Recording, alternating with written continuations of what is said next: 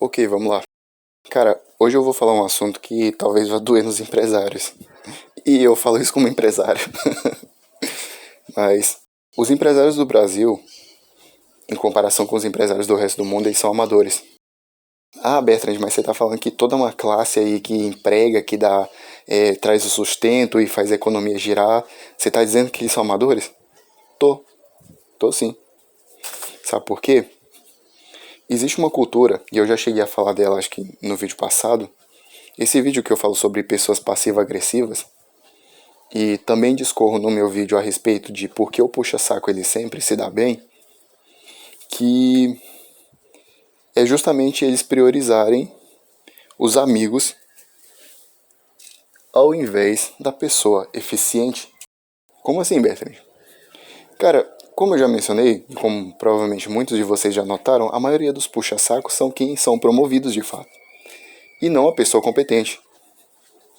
Então, por exemplo, muitas vezes você fica à mercê de pessoas que, por estarem em cima, se sentem no direito de humilhar quem está embaixo, sendo que muitas vezes essa pessoa não passa do incompetente, do inútil.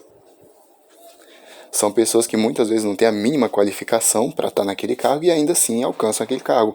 Por quê? Porque fica puxando o saco do chefe. E como eu falei nesse vídeo sobre puxa-saco, entrando num contexto neuropsicológico, a parte que eu entendo o porquê disso acontecer, o motivo lógico disso acontecer, é porque o puxa-saco ele muitas vezes se passa como amigo. E é muito mais fácil, a gente sabe que o ser humano ele é tendencioso a partir do ponto que normalmente os amigos eles são promovidos, porque se tem uma certa confiança neles. É isso que faz muitas vezes o puxa-saco ser promovido, eu já falei naquele vídeo. Só que isso é amadorismo. Quando se trata de mundo dos negócios, você não pode ter emoção. O pessoal gosta de falar que PJ não tem emoção, mas quem sobe é só quem é amigo do rei, quem é amigo do empresário, quem é amigo do dono. E quando se trata de culturas, por exemplo, como culturas estadunidenses, culturas canadenses, culturas diversas Brasil afora, você tem um grupo de empresários que contrata mediante a competência e não ao coração. E aí vocês entendem o que é de fato o capitalismo. As pessoas falam, o Brasil está destruído porque é o capitalismo e, e isso, ou aquilo, ou outro. Mas sem viés político aqui, o capitalismo na verdade ele é a eficiência extrema. E aqui no Brasil não se tem eficiência extrema, pelo contrário, você tem um sistema onde pessoas que têm um certo poder aquisitivo compram outras pessoas para barrar os competidores dela, para que exista um monopólio. Bertrand, isso nunca aconteceu. Nunca? Sério? Me diz aí quem foi que colocou imposto nas brusinhas da Shein, da Shopee. Vê quem é que tá por trás. Mas fosse político. Não foi não. Não foi não. Eu vi muita gente que se dizia de direita a favor de impostinho nas comprinhas. Né? Então o que tem aqui não é capitalismo. O que a gente tem no Brasil aqui é chamado, na verdade, de corporativismo. Onde pessoas colocam lobby para que os políticos façam pressão para que não exista concorrência. É por isso que não tem como você empreender nesse país, literalmente, e eu não estou brincando. Então, é essa parte do amadorismo. Não existe competição, não existe estímulo para desenvolvimento, e quem tem a capacidade de se desenvolver, muitas vezes é tolhido disso. São pessoas que muitas vezes têm ideias extremamente criativas, são pessoas extremamente produtivas, pessoas que muitas vezes são muito mais competentes do que os cargos acima, mas são colocados em subemprego, são muitas vezes desvalorizados e, quando não, visto como uma ameaça. Porque se você se mostra mais inteligente, as 48 leis do poder já fala, né? Não ofusque o brilho do mestre, mas é aí que tá. A gente não tem que ter um mestre, a gente tem que ter alguém que entenda. O líder, ele é diferente do mestre. O mestre, ele vai... Na verdade, eu acho que eu me equivoquei. Vou fazer uma correção rápida aqui que eu notei um negócio. Não existe mestre no Brasil. Existe líder. O líder, ele lidera. Ele impõe muitas vezes a sua vontade. Enquanto o mestre, ele tem maestria. Ele sabe fazer com que os outros trabalhem para ele. de forma espontânea. Mas, voltando ao que eu estava falando, não existe competição no Brasil. Não existe competição. Muitas vezes as pessoas que têm uma produtividade absurda são mandadas embora. Porque, normalmente, quem é inútil que está no cargo de gerência, quem é inútil que está no cargo de cima, vai ficar com medo, vai se sentir ameaçado, porque ele não tem a mínima competência de ir lá se especializar. E é muito mais fácil você ficar na sua zona de conforto do que você ir lá, estudar, entender o que você está fazendo e se profissionalizar num ponto que a sua empresa vai gerar uma receita absurda. E você quer ver o que acontece? Estados Unidos. Como que é capitalismo ali? E ali nem é capitalismo de fato, mas é bem mais livre do que aqui. Lá você tem empresas que elas são extremamente competentes. São empresas onde os melhores eles se destacam, onde os melhores são valorizados, aonde você tem uma cultura de você entregar gorjeta. O garçom, que é um dos subempregos que é considerado aqui no Brasil, o garçom tira muito. E ele atende muito bem porque lá o profissional ele é valorizado. Quem roda a economia é valorizado.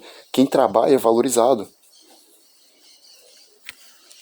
Então os empresários do Brasil, eles não passam de amadores. Eles são pessoas, muitas vezes, arrogantes, ignorantes. A maioria, para não dizer todos, são extremamente ignorantes, não se profissionalizam, não permitem trabalhar-se com pessoas que são profissionais de fato, porque uma coisa que eu vi em um canal recente é que muitas vezes, se esses caras que são da antiga geração fossem competir no mercado atual, eles tomavam pau. E eu concordo. Aonde que você vê a maioria dos boomers entender de Excel, entender de coisas extremamente avançadas como inteligência artificial, entender de planilha, falar inglês. Você não tinha isso. Você não tinha esse tipo de cultura antigamente. Então você vê que lá fora você tem uma eficiência absurda. Você tem pessoas que estão dispostas a entregar tudo de si, da mesma forma que não são cobrados. Se o patrão achar que ele não está entregando o suficiente, ele só vai demitir e pronto. Então, por exemplo, você vê essas gerações mais atuais. Se essas gerações antigas fossem competir com as atuais, eles tomavam pau. Porque aonde que você via um boomer antigamente falar inglês? Aonde que você via antigamente um boomer ter toda essa noção de computação? Ter toda essa noção de como lidar com tecnologia para poder facilitar a vida dos outros? Não tinha. Ah, Bertrand, mas vocês são a geração fraca, não somos. Nós somos a geração mais forte que tem, porque a gente pegou um mundo totalmente destruído. E a geração que muitas vezes está forçando as empresas a repensarem na saúde mental dos seus funcionários. Coisa que não acontecia antigamente. E vamos ser sinceros, a maioria desses caras não tá nem aí. A maioria dos boomers não tá nem aí se você tá doente ou não. Eles querem teu trabalho. É por isso que muitas vezes eles contratam alguém casado, alguém com dívidas. Porque essa pessoa, ela vai ser o escravo dele para poder fazer o que quiser. Porque esse cara vai fazer o quê? Arranjar outro emprego? Ele não tem garantia disso. E ele tem uma boca para sustentar mais. O cara tem responsabilidades. Eles dizem que essas pessoas são responsáveis, mas não como forma de engrandecimento. Eles querem pessoas responsáveis porque eles querem jogar uma coleira nessas pessoas para elas não terem onde fugir. Para elas terem que aguentar, muitas vezes, humilhação calada. E esse tipo de cultura, muitas vezes, acaba com a própria produtividade da empresa. Porque se você tem um funcionário que muitas vezes está desmotivado, ele não vai querer trabalhar. Se ele tiver um burnout, ele vai trabalhar como? Se ele tiver um superaquecimento mental, ele vai trabalhar como? Se ele tiver um problema de saúde, ele vai trabalhar como? Só que eles querem pessoas, entre aspas, responsáveis, justamente para poder colocar as garras nelas. Poder aguentar humilhação de tudo que é tipo, seja de chefe encarregado, aguentar peão de obra fazendo pegadinha. E sinceramente isso drena a energia de qualquer pessoa. Você vê essa explosão de doenças mentais muito pelo fato de que as pessoas não têm mais apoio nenhum. As pessoas passam por tudo e não tem mais apoio, não tem mais famílias, crescem tudo longe. E aí dá problema de ansiedade, dá problema de tudo enquanto, porque às vezes essas pessoas não têm apoio. Não tem ninguém para dizer, cara, eu pelo menos entendo o que você está passando. Às vezes, eu passei por um caso recente com um amigo meu, inclusive, que depois ele veio me agradecer e eu não falei muita coisa, eu simplesmente fiquei escutando o que ele queria falar. Cara, às vezes você, para mudar o dia de alguém, você não precisa ir lá abraçar a pessoa e entregar alguma coisa para a pessoa, não. Às vezes você precisa ficar lá quieto escutando o que ela está falando. Às vezes ela só precisa de fato falar com alguma outra pessoa. O ser humano, ele não nasceu para ficar 24 horas quieto, sem conversar com ninguém.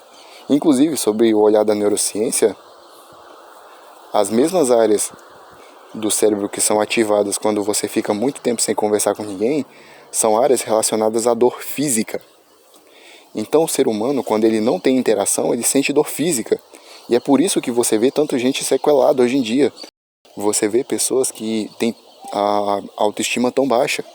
Porque são pessoas que não têm apoio nenhum, são pessoas que não têm ninguém para escutá-las, são pessoas que muitas vezes não têm ninguém para orientá-las, e é por isso que a maioria das pessoas estão perdidas.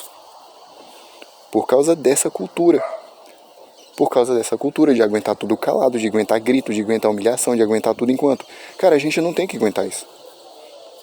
Essa última geração tá mostrando isso. Eles vão acabar mudando o mundo, mas não porque eles vão fazer uma revolução e vão lá fazer protesto e... Não, cara. Eles estão só mostrando o seguinte, a vida é curta demais para mim perder esse tempo todinho sendo humilhado e pisado por gente que, se eu passar mal, vai me demitir no primeiro dia. O pessoal da geração Z tá mostrando isso. Estão mostrando, tipo assim, olha, eu não vou trabalhar para uma pessoa que na primeira oportunidade vai me descartar. Eu não vou trabalhar para esse tipo de gente, minha saúde mental vale muito mais. Então são pessoas que notaram que não adianta absolutamente nada você estar com o bolso cheio, mas estar com a mente destruída. E essa é a lição que eles estão mostrando para a maioria das pessoas que muitas vezes não notam esse tipo de coisa. Mas a lição que eles estão passando é justamente isso. Vale muito mais você ter a mente saudável do que você trabalhar pelos sonhos dos outros. Mas o vídeo ficou bem grande. Por esse vídeo é isso. Valeu.